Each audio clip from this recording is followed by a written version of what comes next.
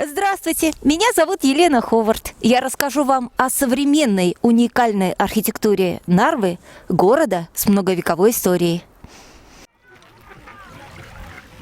Пляжное здание ЮАРК. Современное элегантное пляжное здание, построенное в 2015 году, сразу стало туристической достопримечательностью.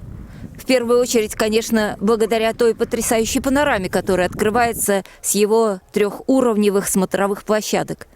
Динамичный изгиб реки, диалог двух древних крепостей, место встречи Европы и России.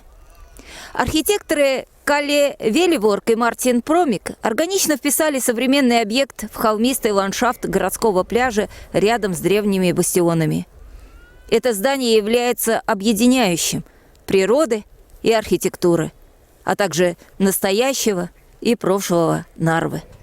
Архитекторам удалось сформировать единый нестандартный ансамбль, состоящий из угловатых легких бетонных форм, имитирующих оборонительные сооружения.